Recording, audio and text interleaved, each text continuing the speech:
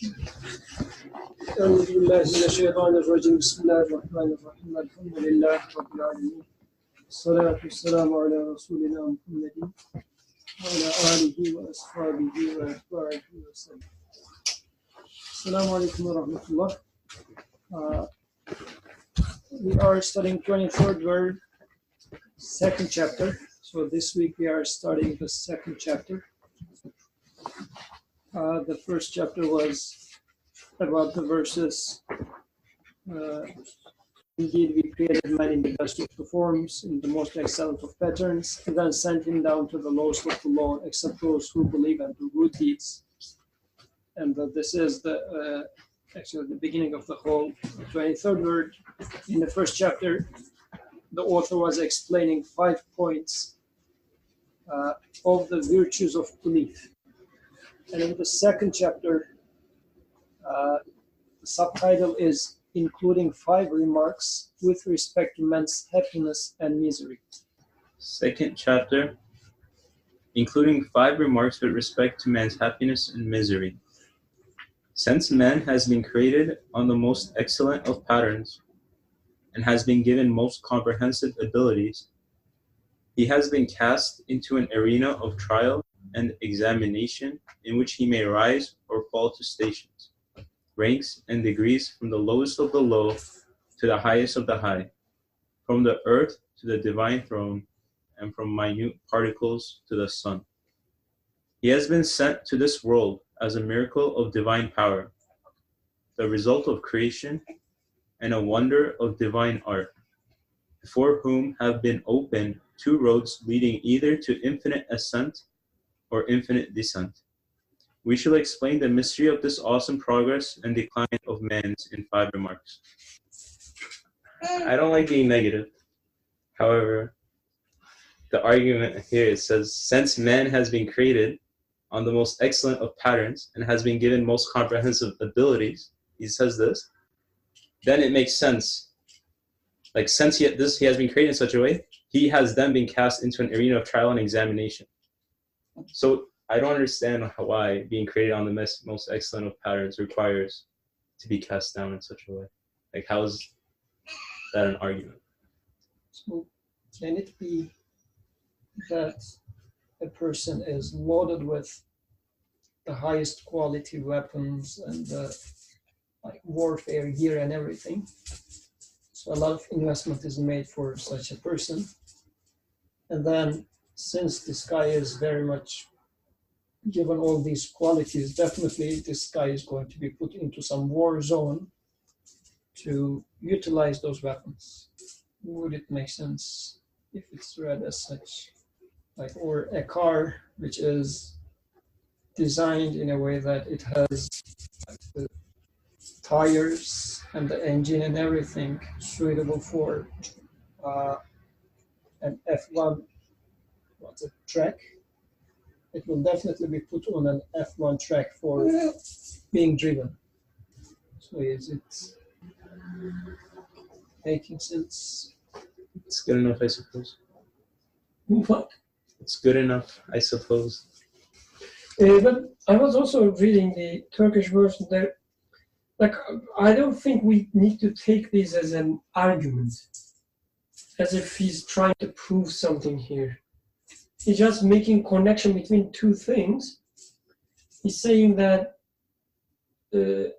Abdurrahman, you are created on the most excellent patterns. He will explain what it means, and actually he touched upon it in the previous chapter. He talked about your learning capacity and so on. You are created in such a form, and this is linked to the second part, which is you are put in the trial and examination. So if you want to understand why you are in the arena of trial and examination in this world, which is most of the time you feel that way, he says you should understand that you are being created in the most excellent forms. Or if you want to understand what it means being in the most excellent form, a pattern, you should first understand that you are in the arena of trial and examination. So he's just making the link between two things about you, and then he will explain, I guess, both sides. Oh, I was about it, like I intended to talk about the sins part as well. This is what I was planning to say. Since you talked about sins, Yes. we can continue. Any comments from online participants? No. So, Yusuf, can you read us the first remark until the end? Man stands in need of most of the varieties of being in the universe and is connected to them. His needs spread through every part of the world, and his desires extend to eternity. Just as he wants a flower, so he wants the spring. Just as he desires a garden, so does he also desire everlasting paradise. Just as he longs to see a friend, so does he long to see the all-beauteous one of glory. Just as in order to visit one he loves, who lives somewhere else, he is in need for his beloved's door to be opened to him.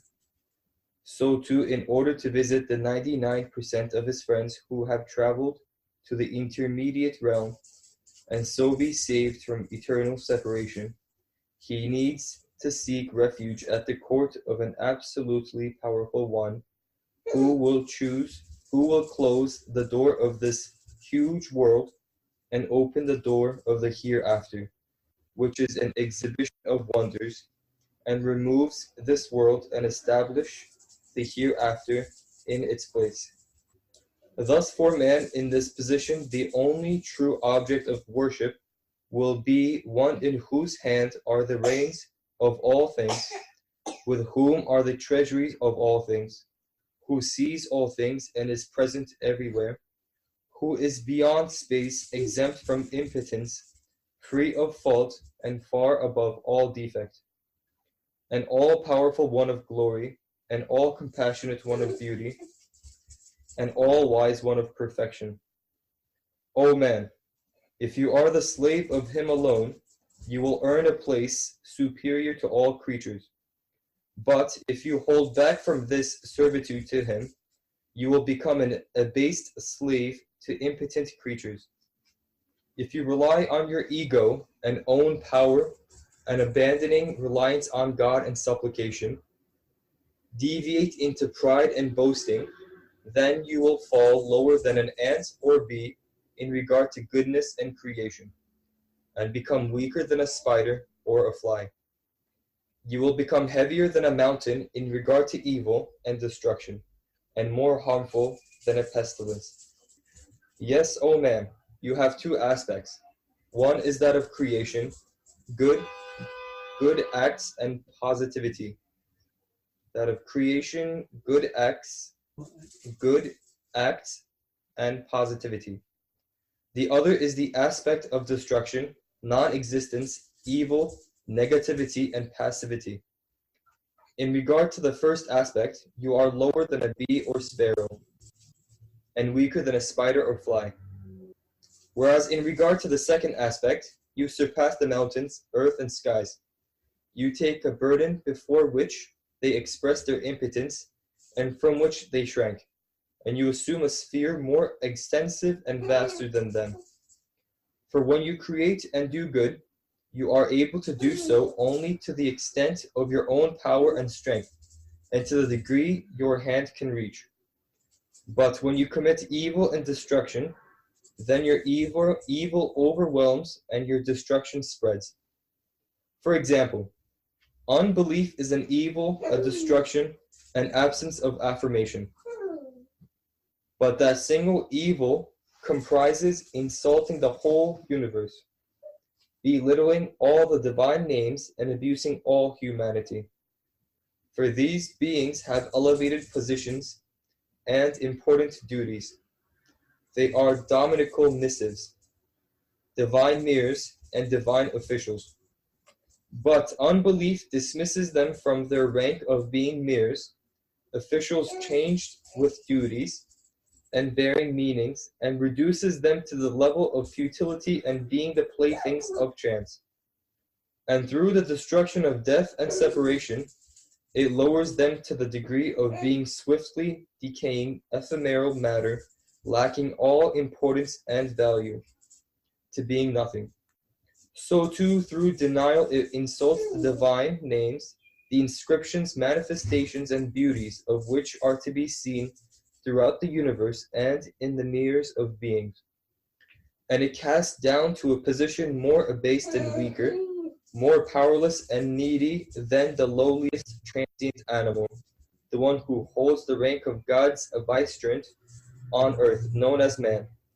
For man is a well-composed ode of wisdom, proclaiming the manifestations of the sacred divine names, and a seed-like self-evident miracle of divine power, containing all the members of an eternal tree, and who, with assuming the supreme trust, rose to being higher than the earth, sky, and mountains, and gained superiority over the angels. It reduces him to the level of being a common signboard, lacking all meaning, confused, and swiftly decaying. In short, in regard to destruction and evil, the evil commanding soul may commit infinite crimes, but concerning creativity and good, its power is extremely little and partial. Yes, he may destroy a house in one day, while it cannot be rebuilt in 100. However, if the soul gives up egoism and seeks good in existence from divine assistance, and if it foregoes evil and destruction, and relying on the soul, and seeking forgiveness becomes a true slave of God's, then it will manifest the meaning of the verse, God will change their evil into good. Its infinite capacity for evil will be transformed into an infinite capacity for good. It will acquire the value of the most excellent of patterns and ascend to the highest of the high. O heedless man, see Almighty God's munificence and generosity. Although it would be justice to record one evil as 1,000 and a single good deed as one, or not at all, he records a single evil as one, and a single good deed as 10, and sometimes as 70 or 700. Or even sometimes as 7,000. You will also understand from this remark that to be sent to hell, which is so dreadful, is retribution for the deed and pure justice, while to be sent to paradise is pure generosity. Like the reading. So,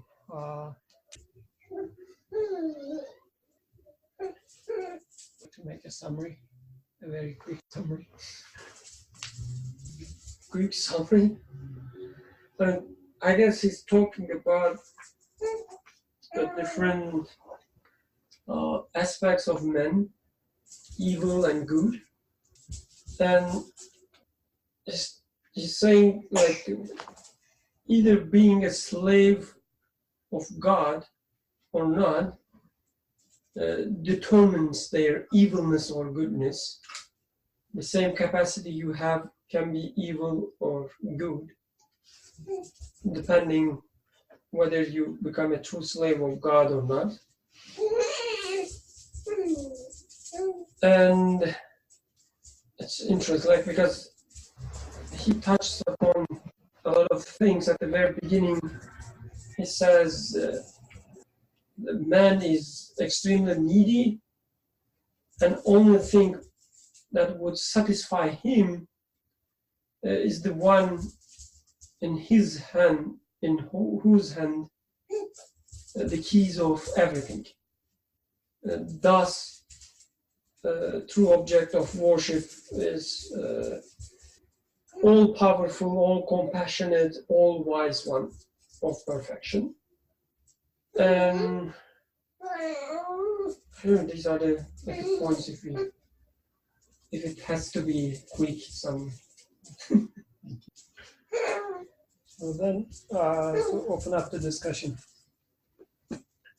So in the first paragraph, the author is talking about how needy human is, and then also based on human state, he defines what can fulfill this need.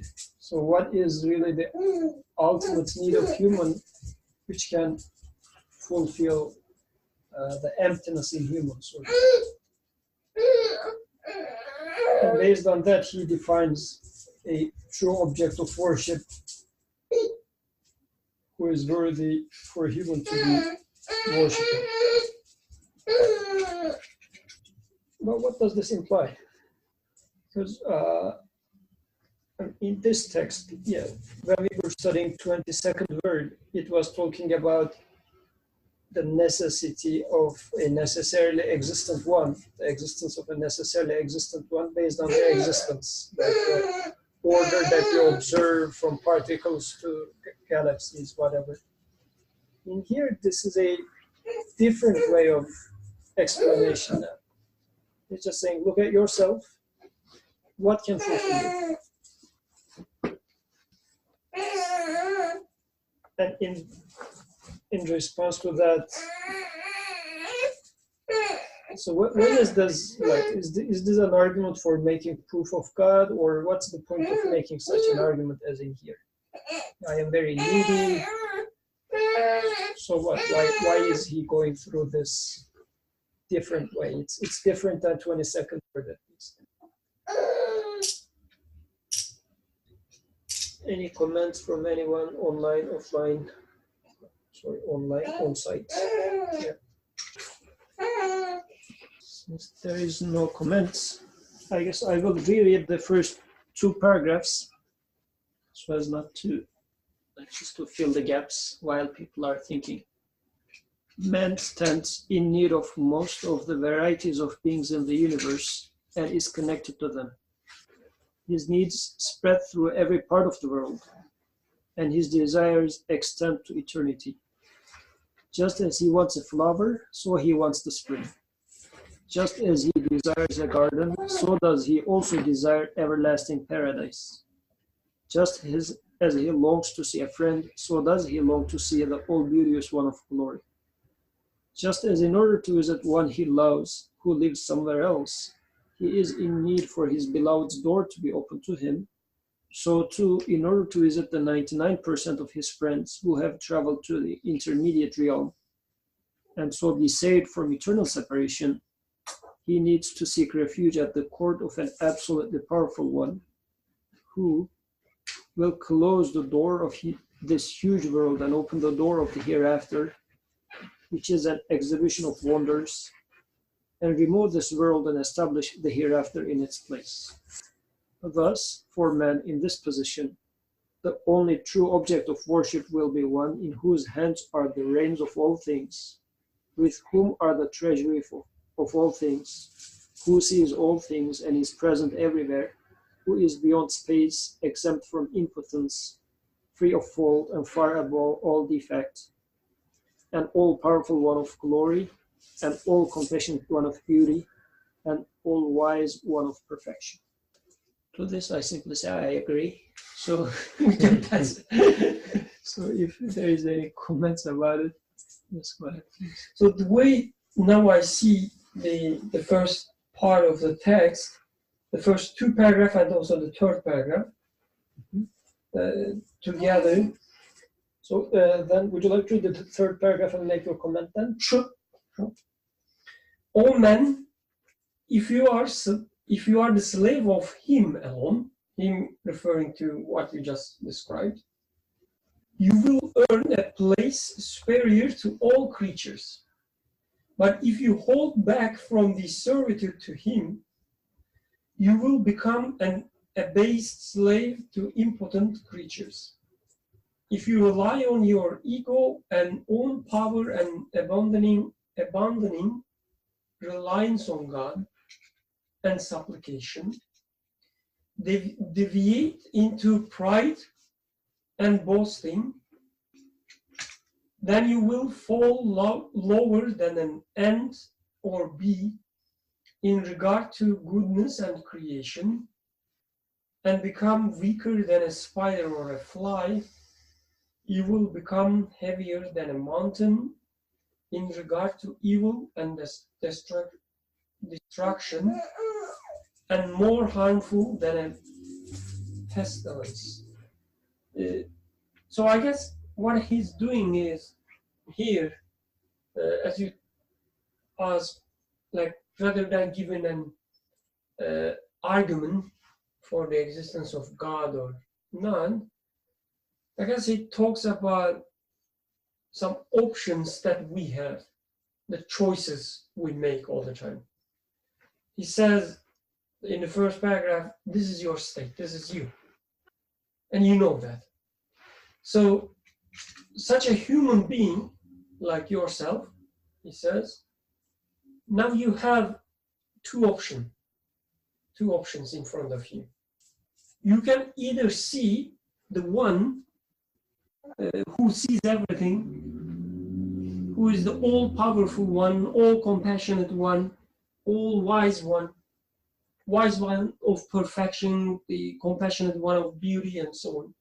You can either see this in this reality, which would solve all your needs and problems, if you see him, and if you acknowledge him, if you rely on him, and then if you live your life as a means of supplication to him, then you become, you earn your place superior to all creatures.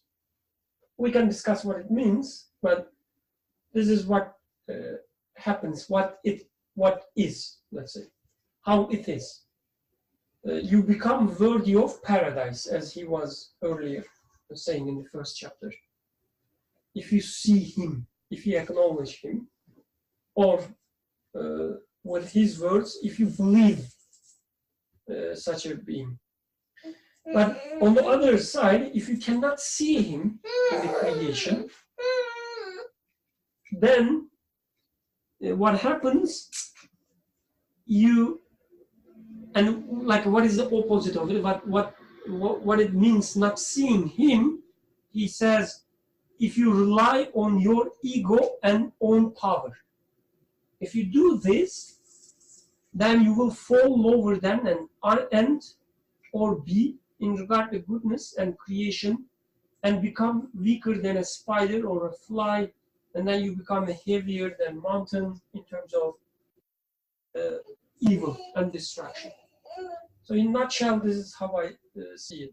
It's about options or choices we have. We can either rely on our ego and power, say that this is the only thing we have. We don't have anything else. We have to rely on ourselves. We have to rely on our community, let's say. Right? Maybe I'm not enough by myself, but together with Yusuf, we will have a great community. We should rely on that. We don't have anything else. This is one option. The other option, you see the true owner, true creator behind everything, and you rely on him. So this is what I understand. So in here, can we also say that things are getting even more practical? But still, let's say those terms might sound belief, supplication, this and that. But so far he has been explaining about belief and supplication and reliance on God. Now he is putting it into action, sort of. So, because again, this very abstract concept of being a slave or servant of him alone. So what does this mean? So maybe it helps me to understand it from reverse when he says relying on my ego and my own power. So this is pretty much what I do the whole time. So prayer, belief, reliance on God is supposed to replace the self-reliance or reliance on community or other people, as you were saying. I guess this. And as I find myself in struggles the whole time, maybe it can give me the reasons or the root cause of where my troubles are.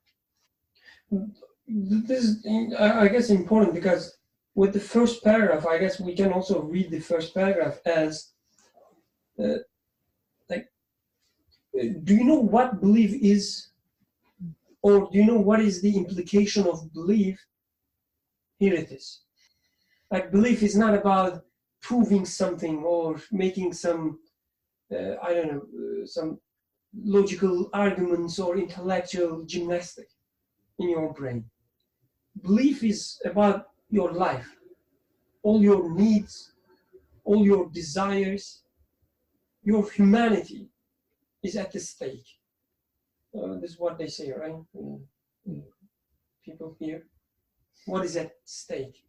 What is it at stake? Is it, if it is something, not that important, we would say it can be done, it can be not done, whatever. We don't care much. Maybe there is God, so what? But he says all your needs, all your desires, all your life is at stake. It's not something you can be neutral. So it's very fundamental to human. So this need, unless I go non-existent, meaning that as long as I exist, this has to be somehow handled. So because it's very interesting actually. When it comes to air, let's say, I feel like I am in need of air. So this neediness of, because the parts of things that he describes in here as needs are mostly these internal feelings, not really water, air, whatever. So I am, and it looks like, well, am I really in need of all these things that he says? It feels like as if I can do without them. But I'm not going to be a human if they are not there. Willing to see the beloved ones that has passed away. Like 99% of them is gone. So, yeah, I mean, I only hold the moment at my hand. More than 99% of my experience is gone to the other side of the grave. And I am feeling this even more with Zainab. In the morning, she was just smiling and laughing. And I wanted to keep a video record of every moment. And I felt this desire, saying that I would like to listen to it again. But it's just going away. I cannot keep recording her for every moment. I mean, even if I record, I will not have enough moments to listen to it again. So it's truly a need for me. I mean, I'm feeling, although I said that, well, not really, I am feeling how it hurts after those moments are just passing away. So it leaves effects on me.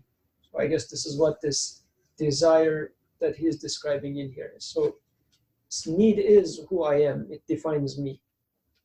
And since it has to be fulfilled somehow, and if I'm not fulfilling it the way he is suggesting, then that means I'm trying to fulfilling it in another way. And this is generally the reason that I am being gloomy or sad, or and sometimes I'm not even able to put it a name, but I just feel some sort of a burden on me. So I guess in here, whatever author's saying can be understood as such. Online participants, would you like to add something? And we know that Faraz is warming up after 2 or 3 other people makes comments. So please, 2 or 3 people make some comments so that we can also listen to Faraz. Yes. I don't have well-formed thoughts, but just to say things. Yeah, just fill up the gap until Faraz Jumps in. Yes, yeah. Okay.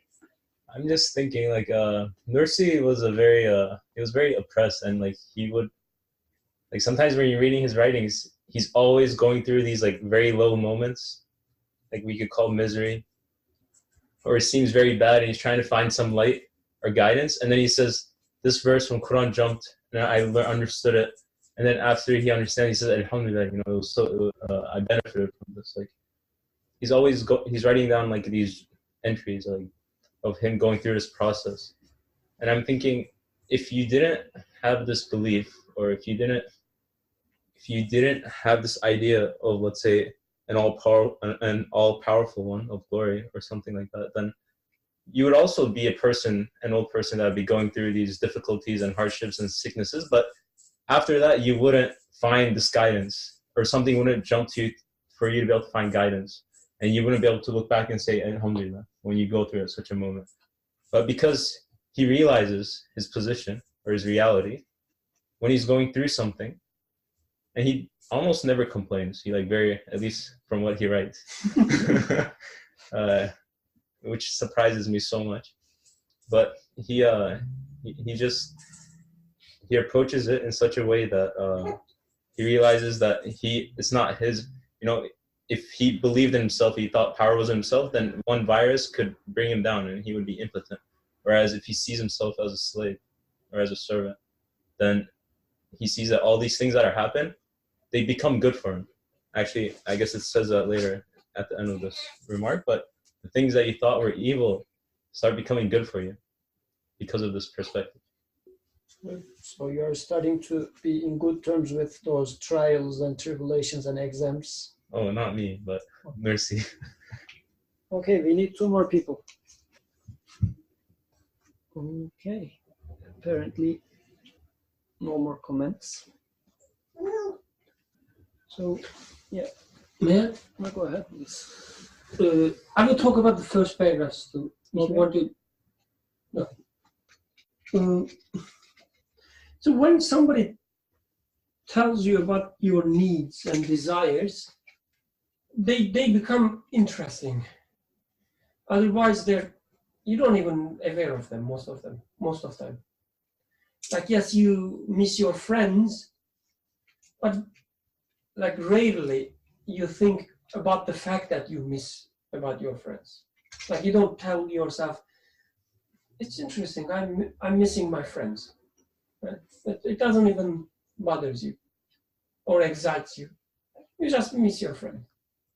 Or that the fact that you are connected to every part of the universe, every part of the world.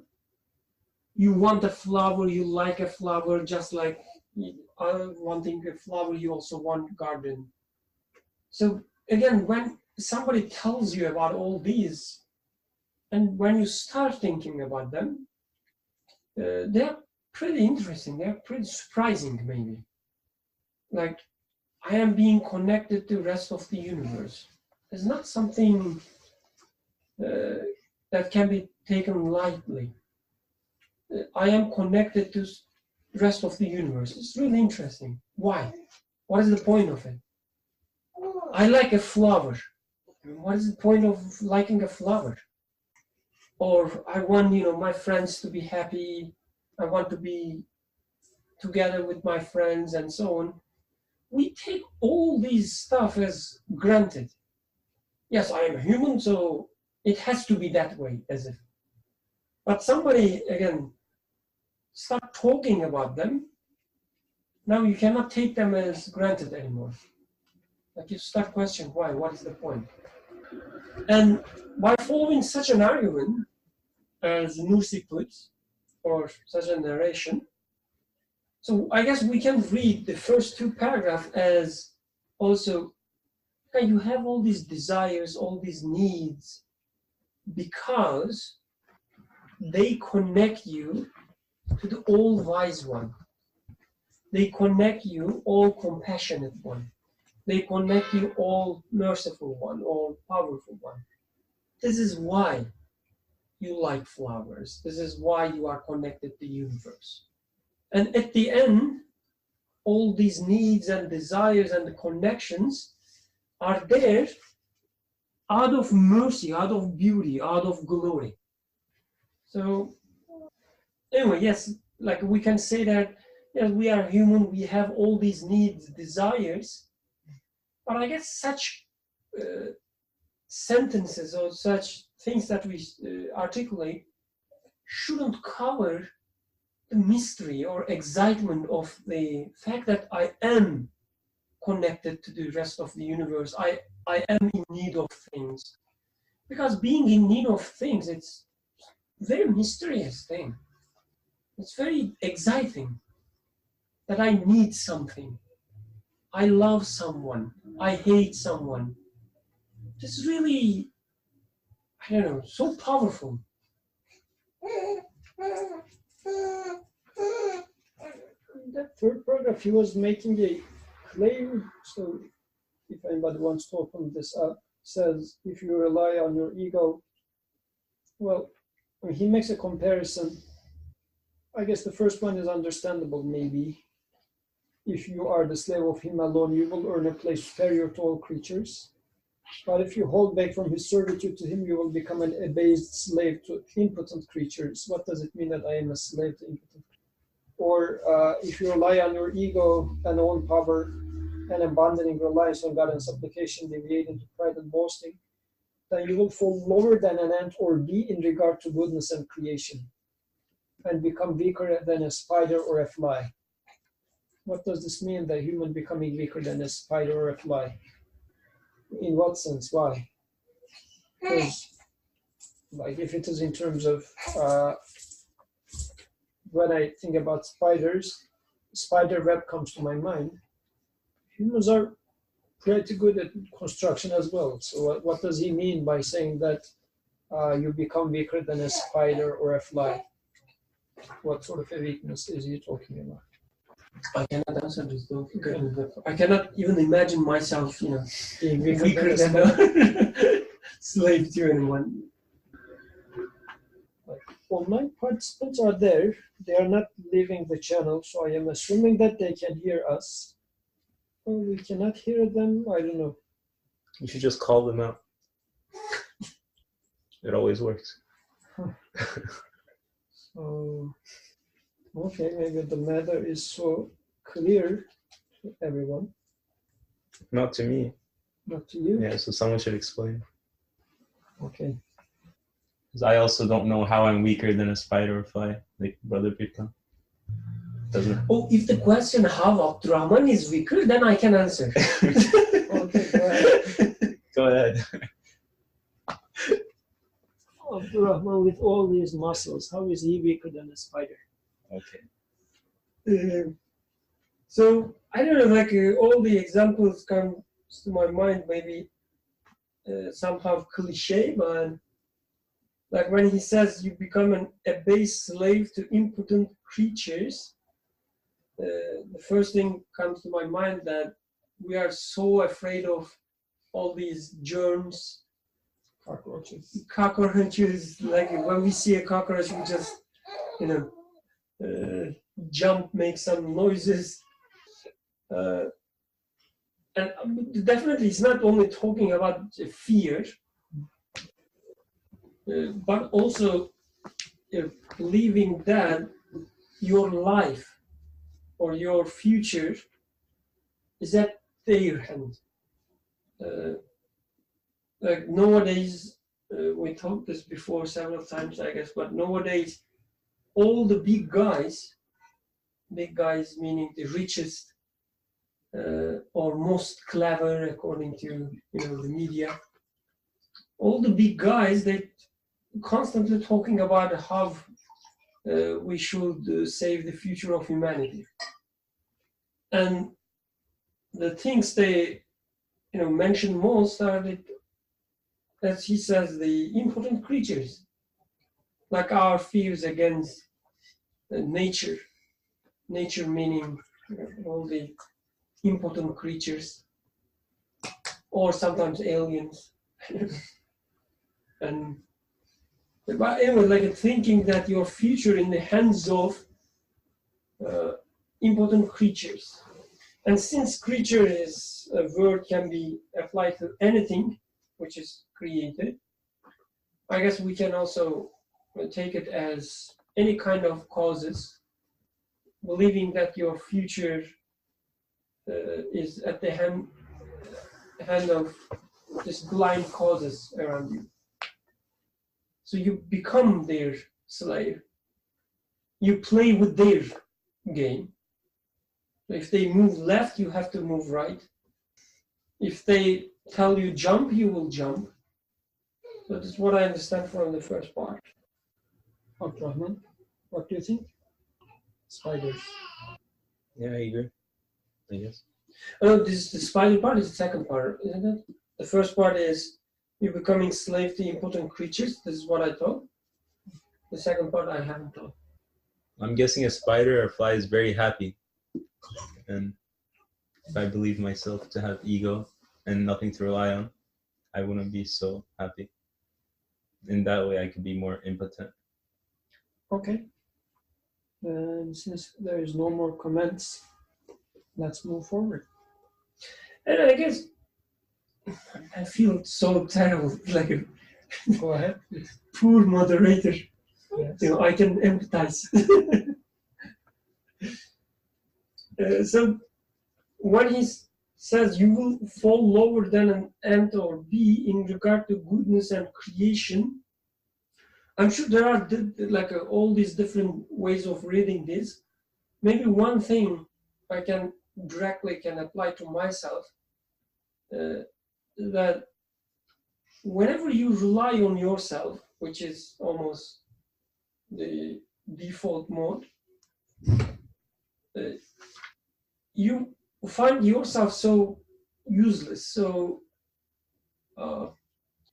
what is the word? Like you cannot achieve anything. Loser. Like you see that you cannot be good enough so that your loved ones will love you. No matter how much you try, you cannot make your wife love you. If she wants to love, she would. Otherwise, you have no luck. Like you will find yourself so lower in terms of goodness that you are not good enough. You try to make your best, you try to convince yourself, oh, I tried my best, this is the only thing I can do. That won't be enough. Nobody will like you or love you to the extent you want to be loved. And creation, like being lower in terms of the creation, I guess, like there are all these things that you want them to be in a certain way. You want to design things, you want to create things in a certain way. But you will always fail. You won't have your, you won't have the best family that you always imagine. You won't have it. You won't have the relationship with your parents or with your children that you always imagine. You won't be able to create it when you rely on yourself. Or the book, you're writing and you think it's the best book. It will be best book, but it won't. So I guess this is how can I apply it to myself. There's a comment. Shimmer says this is like the opposite of a self-help book. What is dictum? I don't know the dictum, but like this is the opposite of self-help book. Okay, I Yeah. see. So bad. It's interesting. We were just having a conversation with someone before coming to here. So it was doing some favor and not getting response, and as a result being very badly hurt. So as if thinking that like I am doing some good to you because I care about you, I love you, all the good things, that all the good intentions out of my beautiful heart. But then this other person somehow doesn't meet my expectations. And although initially I was doing it out of my own goodwill, now I am badly hurt because although I was not expecting something, apparently I was expecting something. And this person definitely couldn't meet my expectations. I mean, sooner or later, it's going to explode, as you were giving the example. Because expectations always rise. There's no way that this is not going to happen. So eventually I am doomed to fail. And it looks like things are a little bit different in the animal kingdom. Like the chicken feeds her chicks, but as the chicks grow a little bit, then the chicken starts fighting for the grain with the chick. Says, okay, you're not good enough to get your own food. Go and get your own food. I don't want you to bring me food. Don't take my food at least. This is not how it is in humans. Like as ages progress, still this feelings are growing. Still the child is always child, whatever. Or you become a boss or you become a friend. This always happens and the expectations are there. So I guess in this sense, maybe just observing it from outside, animals are not, when let's say the chicken gives it to the chick, it's not giving it out of her own pockets, saying, okay, this is what my creator gave me, I'm giving it to you now. You can get it by yourself after the chick grows old enough. Okay, go and ask it from your Lord yourself. My duty is done, so go away. And I don't expect anything from you in return. In return. So in this sense, the chicken is quite elevated than me, because it looks like it's aware of what's going on. But when it comes to me as a human, since I am unaware of this and I am expecting a return, because I gave it out of my pocket, out of my own goodwill, my good heart, and I do expect a return, and I am doomed to fail. And I do fail each and every time I do that. There was a hand raised. Hatice Beyza, would you like to still talk? Assalamualaikum. My thoughts are a little bit more backtracked, back to the first paragraph and kind of what we were talking about here before in regards to being lower or weaker than a spider or a bee. But just to go back a little bit, I was thinking about how I found it interesting, rather, that the author specifies that one's needs spread through every part of the world and the desires extend to eternity. So on one hand, I was wondering, it's interesting that there is this specification of needs and desires as two separate entities. And also, I guess, I was thinking, why do the needs spread to every part of the world, whereas the desires extend to eternity? And as I was thinking about this, like some thoughts were, like the desires extend to eternity, not just in the sense that there's just endless amount of desires, but also in the sense that my humanity desires eternity itself. So perhaps on two different levels, and my needs spreading through every part of the world. I guess my understanding is that it spreads beyond, to an extent beyond which I can actually, or beyond a degree where I have power over it. It's beyond me to begin with in both respects. But I was just thinking about the relationship between needs and desires. And I actually looked at the Turkish too, and it's a pretty accurate translation. So like I was just trying to decipher the relationship there.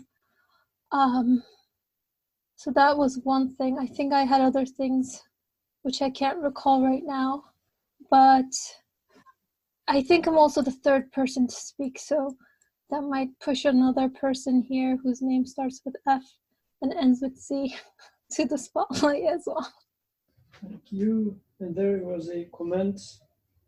Ayşenur says, I guess because we aren't really able to self-help anyway independently. As a addendum to the previous comments about this is like the opposite of self-help book, and that word that I don't know. May I say something? So when we say help,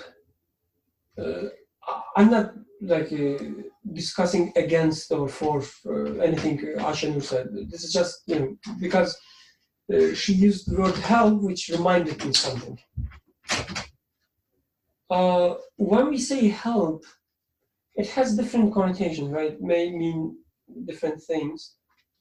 And in this context, it may sound as if we were created in a broken way, or in a way that needs to be corrected, that needs to be, improved. And we need help for this. Because when I say, I'm in hell, I need help, it means I don't have enough money, I don't have enough something. That I'm, something I need to have, or let's say I'm supposed to have, that I don't have now. So somebody else shouldn't help me. As I said, as if there's something broken which needs to be fixed. And I guess this would be the way when we talk about, let's say, self-help books or ideologies. But I'm not sure that in this context we mean such a thing. Like, I'm not sure that I mean that I am broken and I need to be fixed by creation. It may be the case from time to time I'm broken because I break myself. That may be the case. But when it comes to defining myself, defining humanity, saying that humanity needs help, it may, again, it may be read different ways, and one way that human is created in a broken or wrong way, so it needs to be corrected. It shouldn't be the interpretation that we should, I should have in my mind. Just as a, I just wanted to highlight something. Maybe nobody, meant, or nobody even thought about it. Good. So we have enough number of people for us to make his comment. So for us, whenever you would like to, please join us. So until Faraz raises his hand, let's continue with the. Awesome. Just kidding. Did he raise his invisible hand again? Awesome. So today I am just pointing finger to Faraz. Awesome says cross, meaning no. Okay. Assalamu alaikum. Let me see. Okay, I'm going to talk about the third paragraph. Oh man, if you are the worshipper of him alone. Slave is not a good word, a translation I would say here. And then he says, you will earn a place superior to all creatures. But if you hold back from this worship to him, so servitude, again, I think is something problematic to me. I prefer worship or reliance on him. Basically, your understanding based on the previous paragraph about the true object of worship, that realization and what to take refuge in. So that is what the understanding of this worship to him would mean, right? So then you will be running around and asking every other impotent, needy creatures like yourself for becoming or coming to your assistance. And then again, if you rely on your ego, and ego is first of your misunderstanding of things. And he says, and own power and abandoning reliance on God. So own power, there is no, if you think about it, if I say the power is mine, then that's a problem already, because just imagine if this power or whoever gives existence stops doing that, then there is nothing in me, or if the existence is stopped for any moment for anything that is there in existence, then who can claim to hold any quality or any power or whatever they think they have? So in that sense, when Nursi says, for example, that you'll fall lower than an ant or a bee in regard to goodness and creation, I think he's being pretty generous, because I would not even think that a human being is falls lower or even weaker than a spider or a fly, because that's just to draw the attention and kind of bring whoever is reading this, trying to capture their attention, and so that they get, whoa, like, how can I be weaker than a spider or a fly? But this is an analogy to draw that conclusion that everything that is being given to you is given by a source of existence. So anything that is you attribute to yourself, this is first of all a delusion. It's a complete lie, because nothing is yours. But I cannot claim ownership to anything. So that's why the metaphor of the heavy as a mountain, just to give that dramatic truth to it, to how huge of an error or huge of a delusion this is, to fall into that kind of position. So that's how I understood at least that paragraph. Jazakallah khair. Awesome. Thank you very much for the contribution. We continue with the next paragraph. Yes, O men, you have two aspects. One is that of creation, good, acts, and positivity. The other is the aspect of destruction, non-existence, evil, negativity, and passivity. In regard to the first aspect, you are lower than a bee or sparrow, and weaker than a spider or fly. Whereas in regard to the second aspect, you surpass the mountains, earth, and skies. You take on a burden before which they express their impotence and from which they shrank, and you assume a sphere more extensive and vaster than them. For when you create and do good, you are able to do so only to the extent of your own power and strength, and to the degree your hand can reach. But when you commit evil and destruction, then your evil overwhelms and your destruction spreads. For this statement, the later statement, the next paragraph is an example. For example, unbelief is an evil, a destruction, an absence of affirmation. But that single evil comprises, let me stop here. Well, I will read this paragraph and then open it up to discussion. For example, unbelief is an evil, a destruction, an absence of affirmation. But that single evil comprises insulting the whole universe, belittling all the divine names, and abusing all humanity. For these beings have elevated positions. Abusing all humanity in here means humanness, I would say. For these beings have elevated positions and important duties. They are dominical missives, divine mirrors, and divine officials.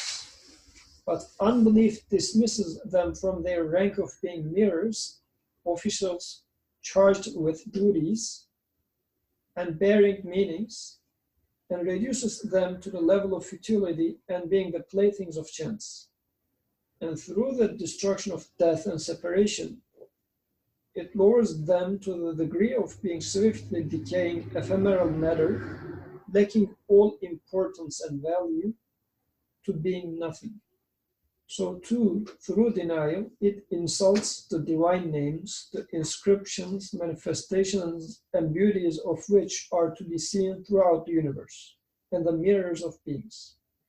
And it casts down to a position more abased and weaker, more powerless and needy than the lowliest transient animal, to the one who holds the rank of God's vicegerent on earth, known as man.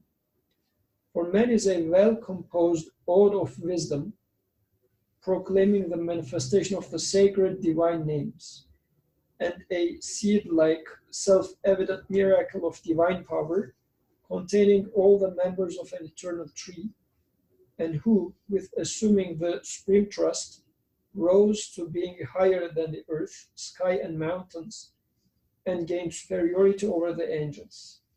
It reduces him to the level of being a common signboard lacking all meaning, confused and swiftly decay.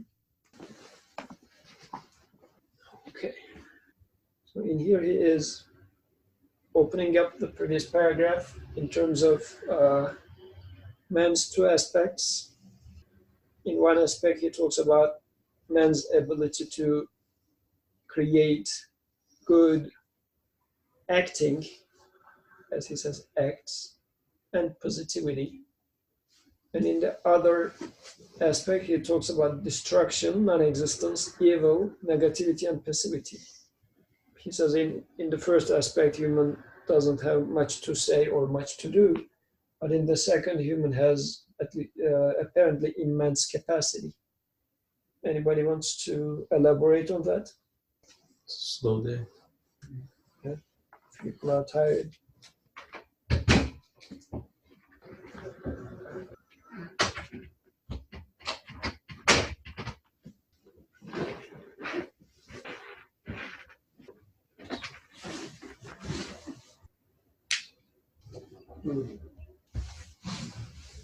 I'm looking at the words, there's translations, positivity, passivity.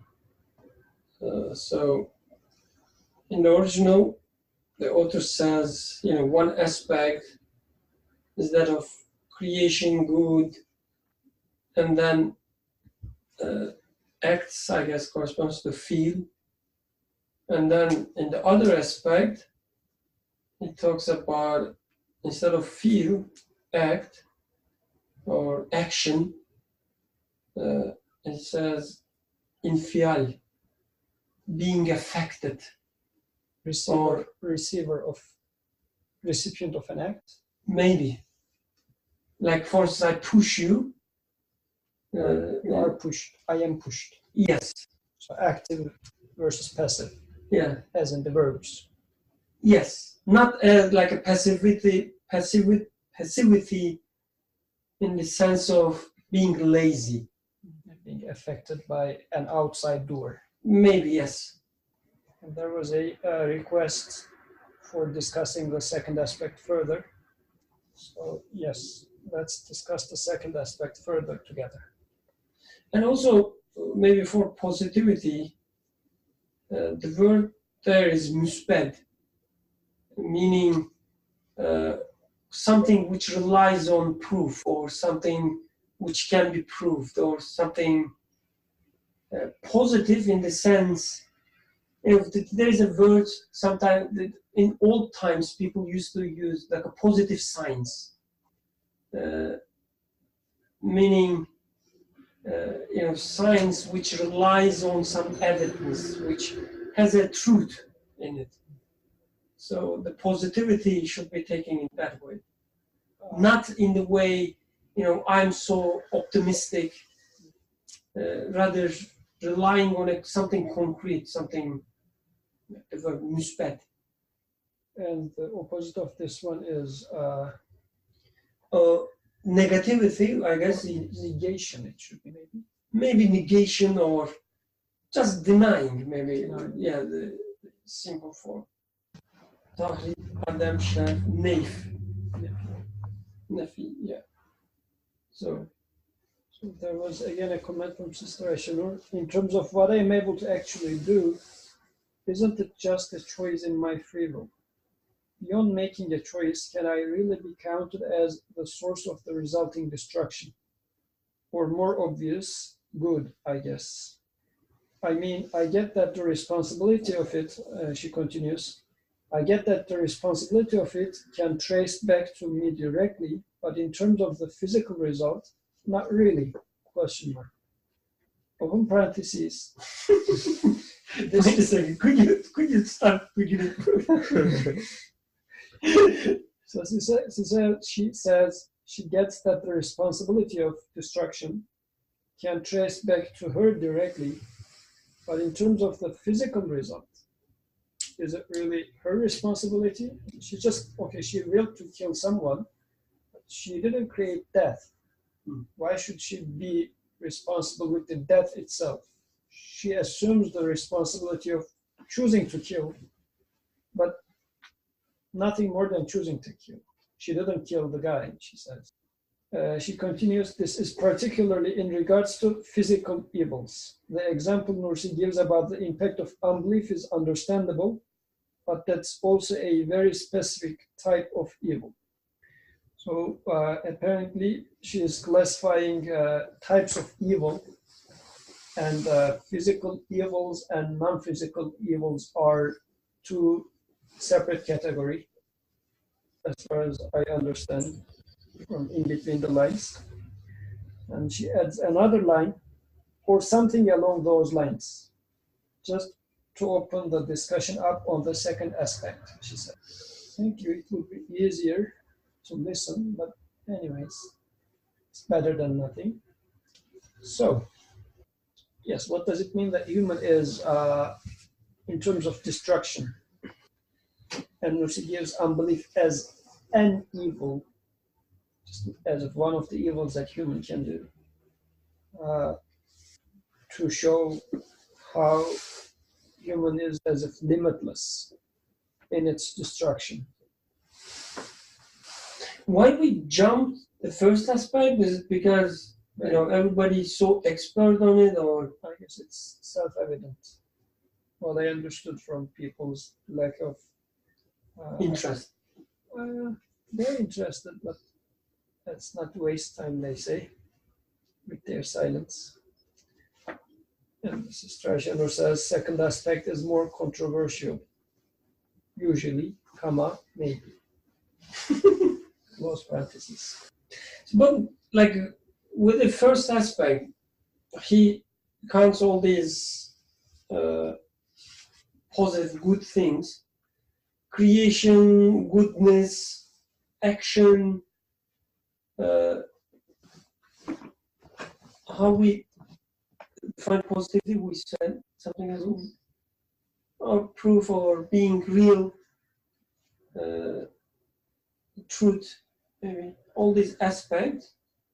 So yep, it may sound there's nothing controversial with them, but then he says, author says, you are, when it comes to your first aspect, you are lower than a bee sparrow.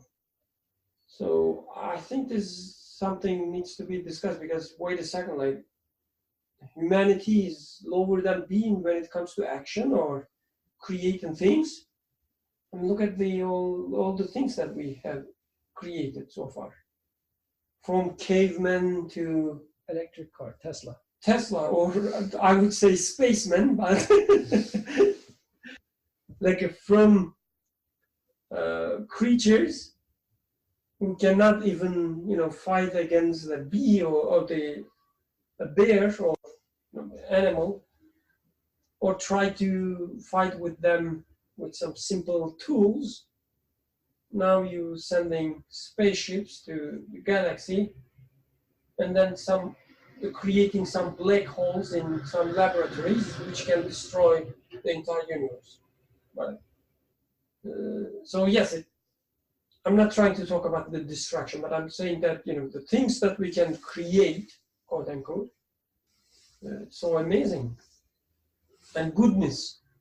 Look at all these charities, right? All the rich people, what is it? Giving away. What's the word for it? Philanthropy? No.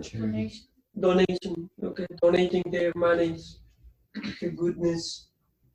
Every day you smile your friends. You're a good person.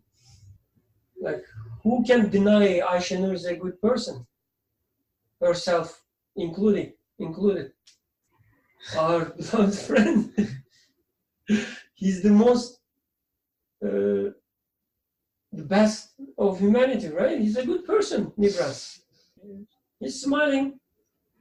He's doing action. He's, joining the discussions. So how this is not controversial? Well, Ayşe Nur says, also in the first aspect, the author strips me of my claim for something, but in the second aspect, assigns responsibility. The assignment of responsibility takes priority, she thinks. I guess this is why people don't want to be blamed on anything. So people are okay with being taken away something, but if somebody puts some burden on the shoulders, this is where it becomes unbearable. Okay. So, But they're interlinked though. So if you don't have the first one correctly, then you will fall into the second one right away. Like, just to reply to what Rikram was saying, I think that being able to create a Tesla or an electric car or go to the space, all these things are there's nothing of value in it in terms of what we can attribute to ourselves as humans.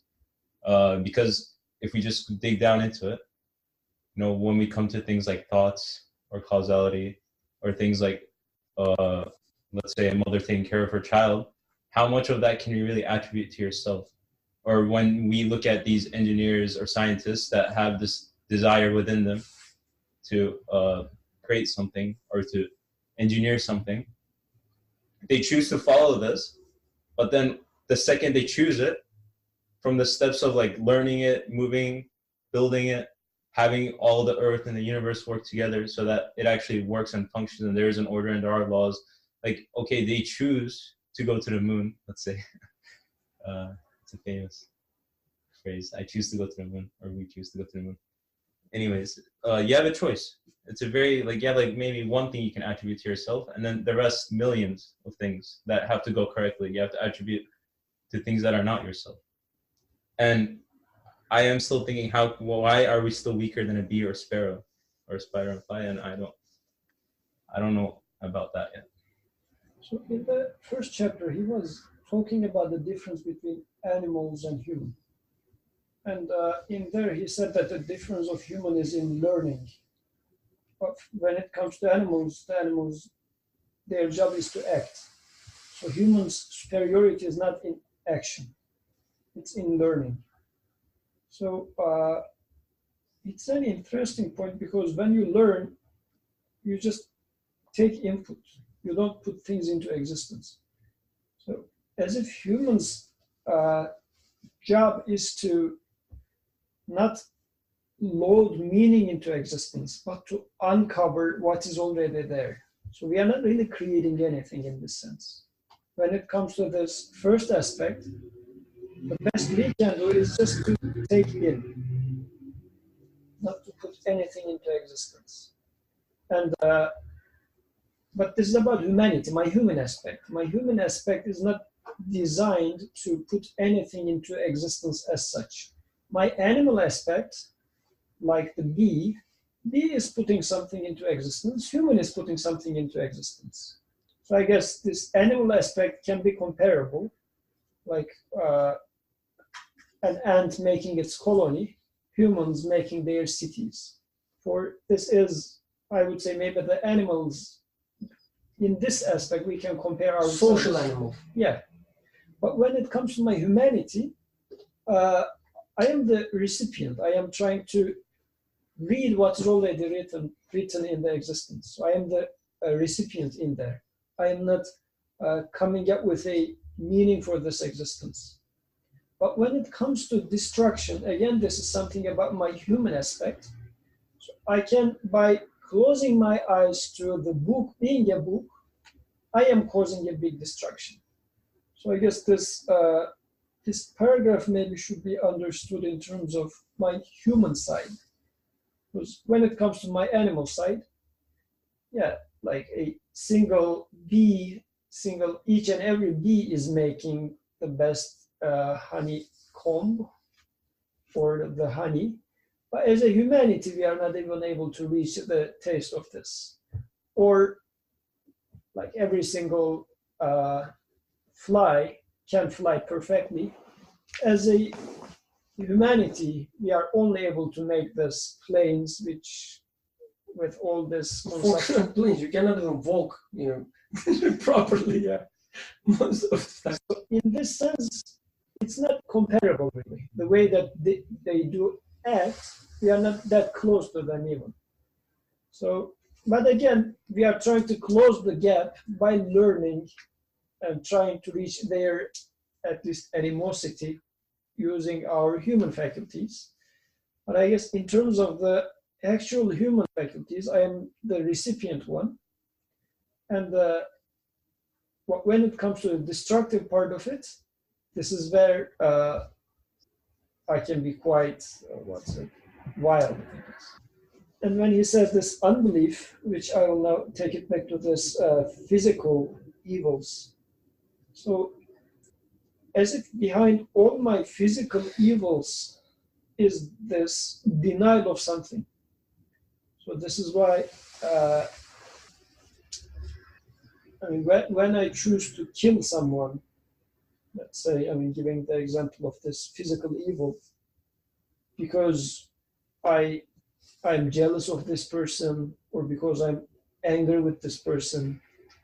So there is something that affects my choice, something that I don't want to see.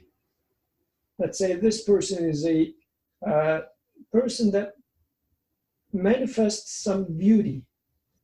This might be, he is a reminder of me, of my creator, he's a knowledgeable person, this and that. There are a lot of beautiful things that I can observe in this person and decipher it or read it and learn about my maker.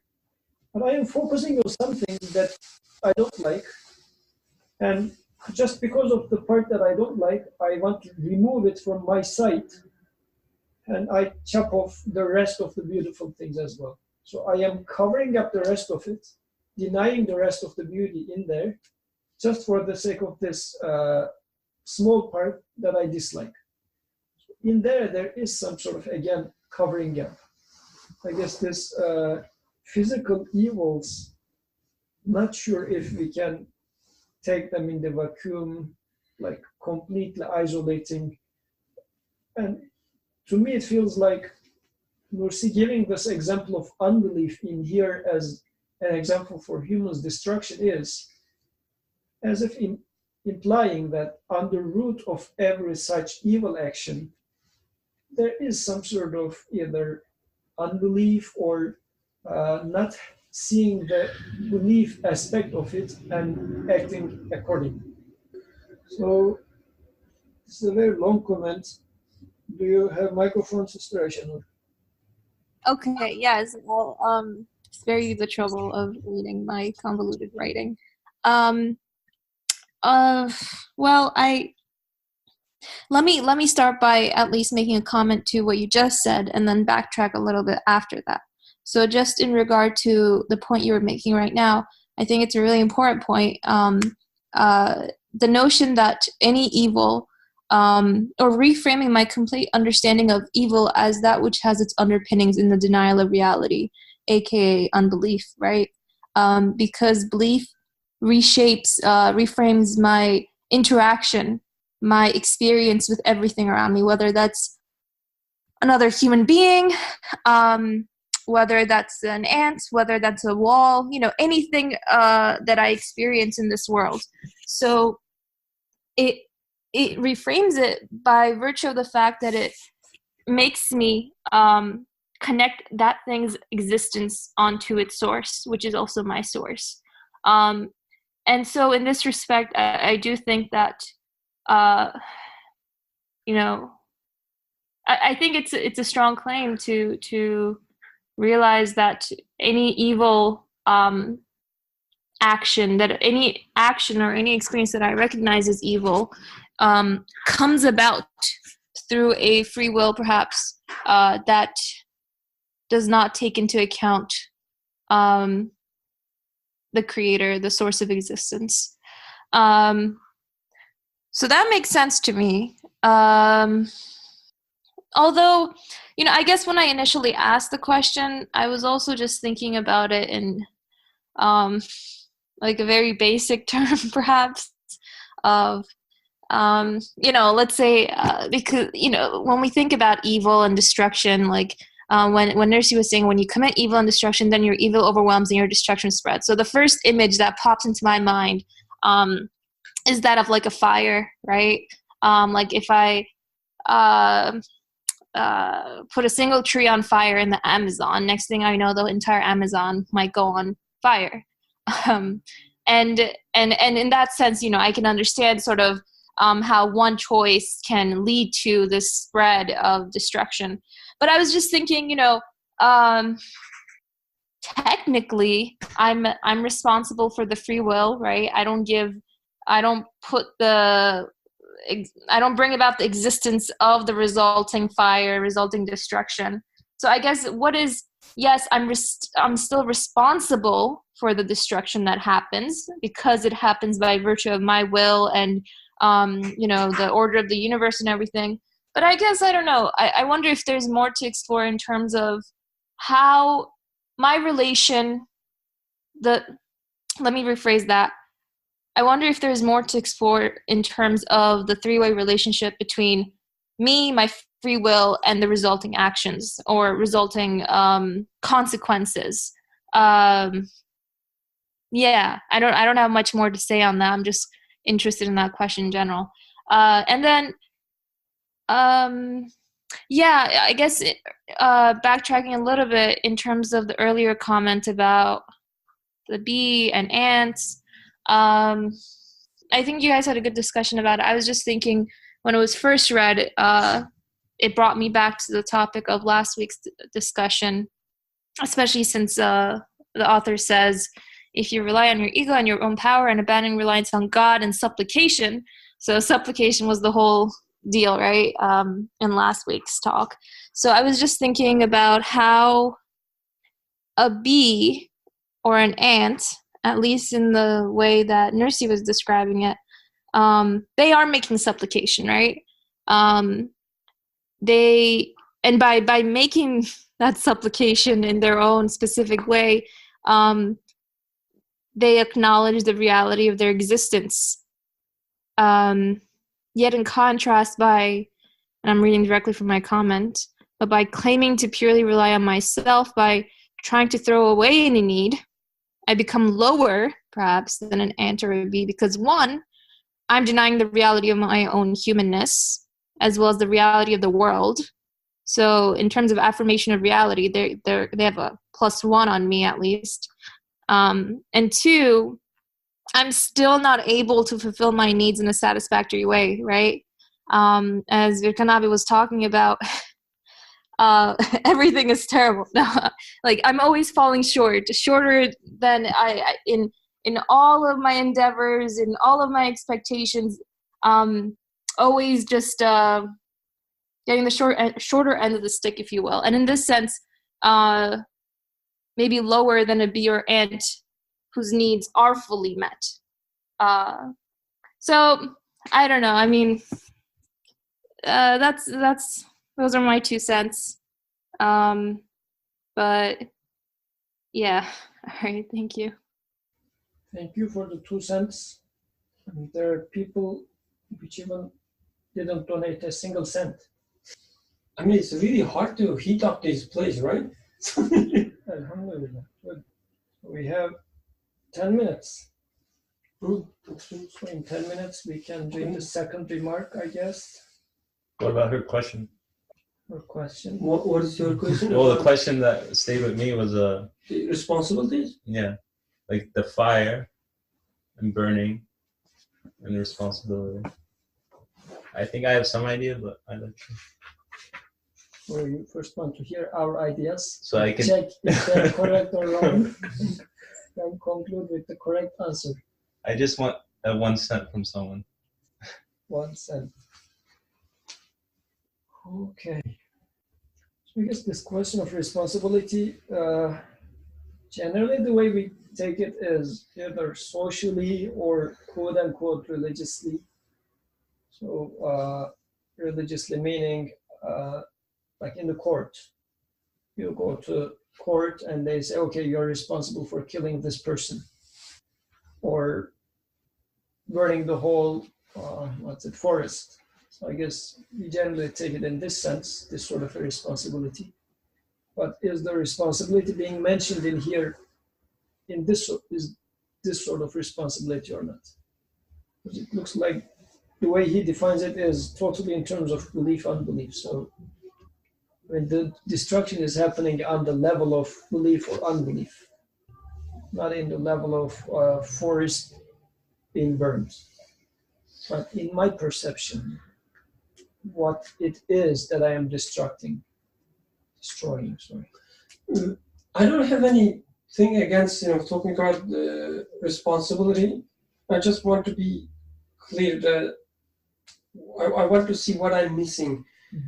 Is he talking about the responsibility per se here? Or is he talking about what evil is or how it, why you have this immense capacity to evil? I guess so. You're Okay. right. I might be missing something. Again, I don't have anything against talking about it. We can still talk about it. So I guess the reason that maybe the example of the physical evil is this is how we know about evil. And the example that she gave in terms of just burning a single forest and it's just destroying the rest of the forest. But I just did it to once, not to the rest. Why is it counting against me as my evil doing? I just burnt one, not the rest of the forest. So as if God burnt it, I only burnt one. So, but in here, the example that author gives is a single evil, a denial, but this single evil is in reality as if I am denying the whole thing. It's not that, well, I just did this one and the rest just happened by itself or somebody else did it for me. So maybe this example, the destruction in here is not apparently indirect as it happens in a forest fire. Look, yes, I guess the word indirect is because when it's the key. Because when he talks about when he says your evil overwhelms and your destruction spreads, I guess at least the way I take it is when you deny one thing, when you deny there is no mercy in the creation, you deny the entire names in the creation. There is no such thing as just, I'm denying the mercy, but there is love. I'm denying the love, but there is wisdom. Or I don't see mercy in this single instance, and there's nothing wrong with this. He says, if you cannot see the wisdom and mercy here, you will probably won't see the mercy and wisdom there too. So can we say instead of not can see, but if you deny? If you deny, yes, that's true. That's much better because, yes, if you deny mercy, so you deny mercy everywhere. Mohammed Said makes a comment. Just a thought, physically, human being needs the work of animals and plants. But as far as I know, they, meaning animals and plants, they do not need the human activities. In this sense, human beings work less needed in the system of the world than the work of animals. Yes, this is for the good and actions, human being lower than animals. Jazakallah khair. Abdurrahman, please correct our answers now. No, they were perfect. What was your answer? I mean, I don't know if I have an answer, but I was just thinking about it. Like, let's say it's cold outside, you go walk outside without a jacket, and then you get sick. And then you feel bad because of the sickness, like it hurts. And then you know that, okay, God is, like, this is being created, but at the same time, you're responsible for now because you chose to go outside in a way that didn't make sense. You're responsible for this feeling, like the sickness now. That's how I was trying to approach it. And I'm maybe an answer, thinking about it, is you chose to act in such a contradictory way. It didn't make sense to act that way. But God let you act that way. And then he created this sickness, which is then meant to teach you, show you what the results of your choice would have been or are. And then that would then make you correct the way you approach things. So I guess this physical consequences is just to teach me something further. I mean, regardless of me getting sick or not sick, it was something wrong on my behalf to go out and just walk without my jacket in the cold, because I am now denying the order in existence. If I'm willingly doing it, knowingly, I am denying the order and I'm saying that I'm coming against the order. There's no order. So if I get sick or not, I'm responsible for my choice. So out of his mercy, if he creates sickness on me, he gives me an opportunity to wake up from my heedlessness. But we think as if the responsibility part comes into play when the sickness comes. But right at the spot when I was making the choice, it was something blameworthy to be done. But yeah, it's a mercy that I am given sickness. And I should be, through sickness, I should be remembering and now taking my responsibility and seeing my mistake and now try to fix it. And the illustration says, any act of creation is always purely good. I guess so. You have to agree. Yes. There's no the other way. Yes. Good. Okay. Any other comments? So, But it's human to question whether it is actually truly good. Like if you just accept it like that, I think that's inhuman. Like you need to constantly actually question to see if it is truly good. Like if I approach with just this premise, everything is just good, I don't think that would fulfill me intellectually, or just it wouldn't be confirmation. So then comes a 6-stage reasoning for the first claim. The claim was any act of creation is always purely good, dash, there was dash that I didn't read, meaning that something more to come.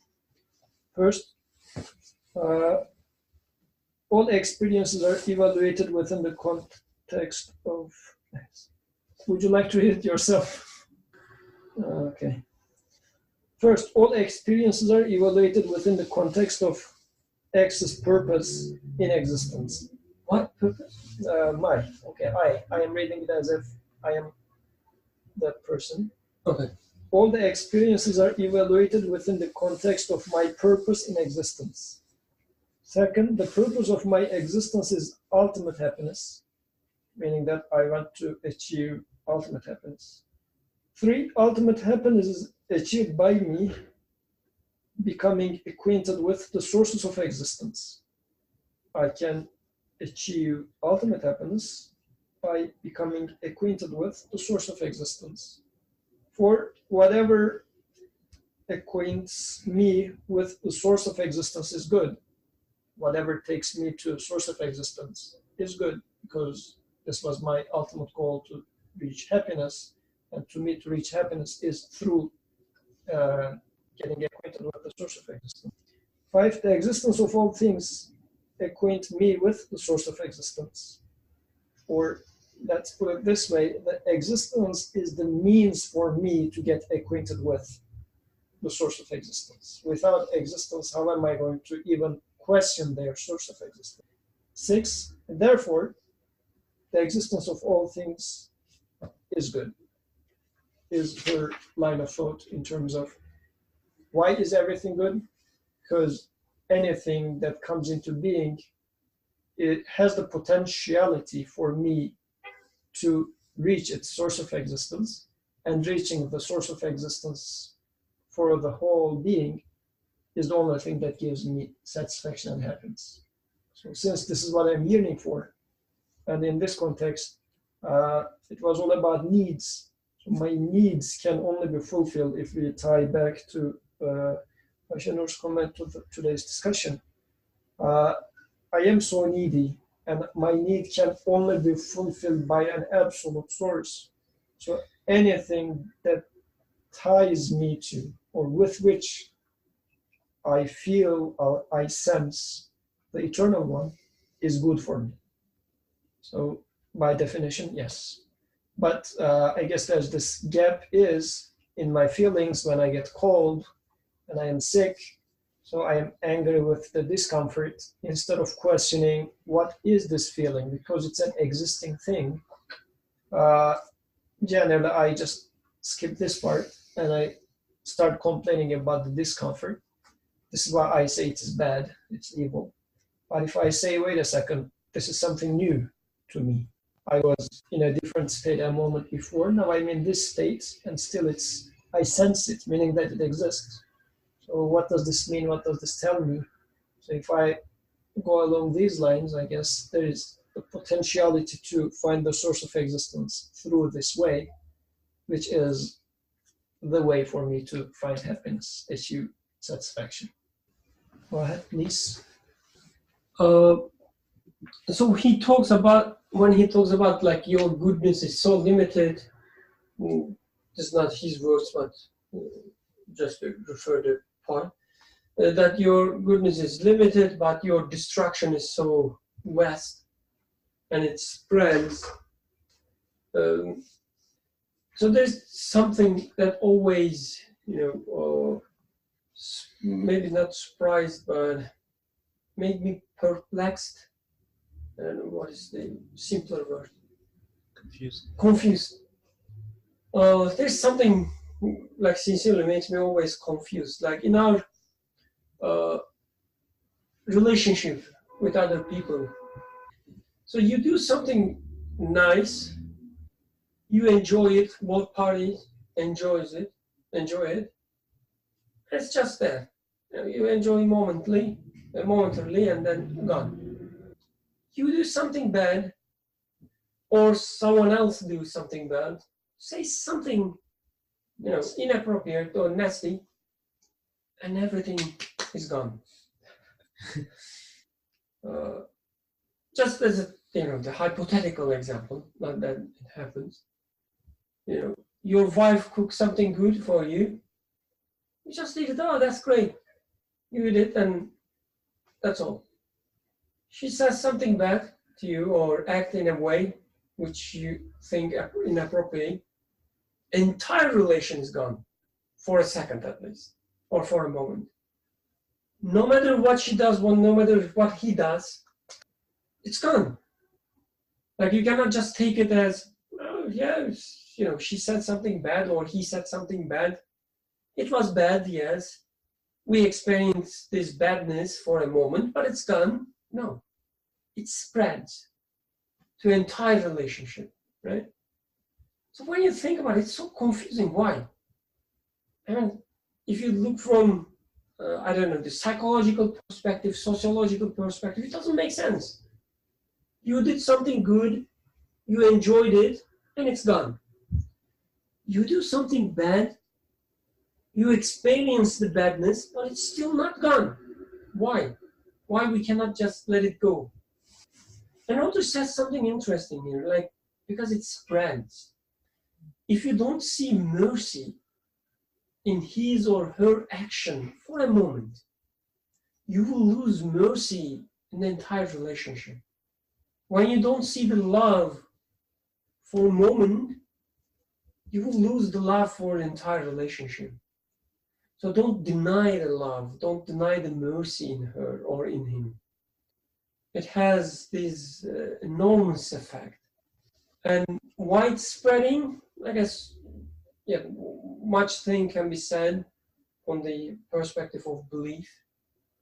Belief meaning, your belief in mercy, perfection, beauty. Once you deny the all-powerful, all-perfect one, or most perfect one, most beautiful one, for a moment, it affects the entirety of your life. So what do you recommend? What should we do instead? Yeah. As author recommends, take him as the true object of worship. Because in your relationship with other people, if you take yourself in relationship with him, who is the most powerful, all-compassionate, all-wise one, you will see mercy in every action, in every creation. She says something ugly or something you don't like, but you will see the mercy there. Not from her, but from the creation of this act. Otherwise, if you cannot link everything happening in front of you to the true object of worship, once you deny just for a moment that everything is being created by him, the most merciful one, then it will spread. سبحانك لا علم لنا إلا ما علمتنا إنك أنت العليم الحكيم وآخر دعواهم أن الحمد لله رب العالمين. الفاتحة.